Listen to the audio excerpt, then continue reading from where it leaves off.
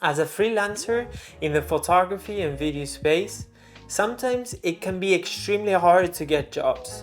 Well, today we are talking about 3 things you can do to avoid going jobless for long periods of time. These are practices that will work for other creatives too, by the way.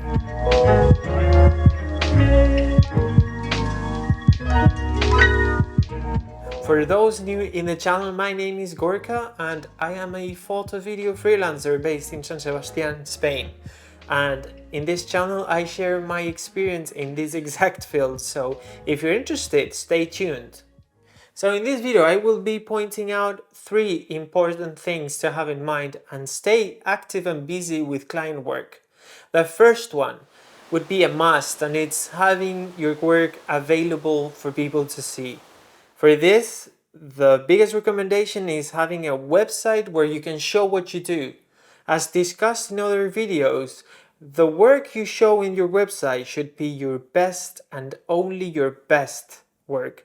Think about where you want your career to go initially and create the projects you're proud of to show in your website.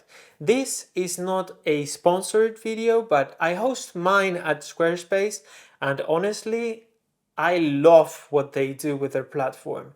It is extremely easy and fast to set a website up and running.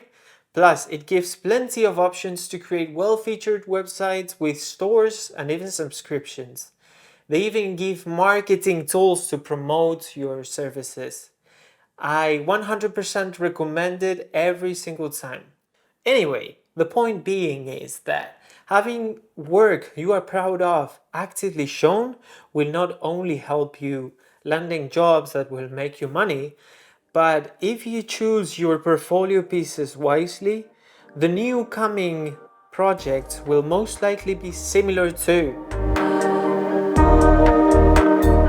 The second point I would like to make has to do with networking and soft skills.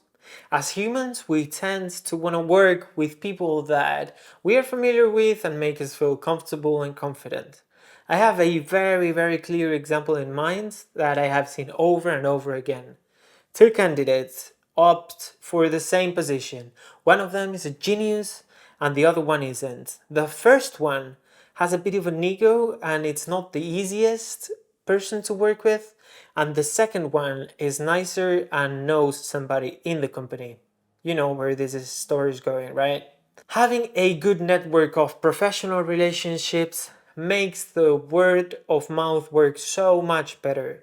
We have already mentioned this in another video that I'm going to put in the card, but attending workshops, networking events is a great way to expand your network. And another way that's extremely good for a network these days is reaching out to people in social media, for example. We live in the SoMe era, right? So take advantage of that and be respectful, please be respectful, but reach out to production companies, to other photographers, propose new portfolio projects, spec ads. Be nice, be creative, and enter the collaborative world we live in. And lastly, but probably one of the most important ones, is to make time to search new projects. Yes, if you create great and effective work and you have a great network, you can rely on it to get work, and you will probably not have many issues to get projects and get paid accordingly. However, I find essential taking the time to seek new projects that will expand your horizons and force you to improve your craft. Sometimes the projects you deep down want is not going to come from your network unless you actively search for it. Social media, as we said before, is probably one of the most appropriate tools for this job. Show your audience what you want to do and what you're capable of. Let them know about your goals and ambitions, and work hard to deliver the quality of your ideal projects. And this ties back to the beginning. If you create projects you are passionate about, that passion will pass on into the viewer. And most of the brands and companies are always watching what's cooking in the internet. Take advantage of that. So many companies will just both professionally and personally be in social media like we all are. And so if your work gets to pop up in one of their feeds, there is a bigger chance that they will get in contact with you so that you can replicate what you did in this video for them. I think this makes total sense, doesn't it? That's going to be it for me today though. Let me know in the comments if you have any other ways not to be a broke creative, and let's start a conversation in the comments below.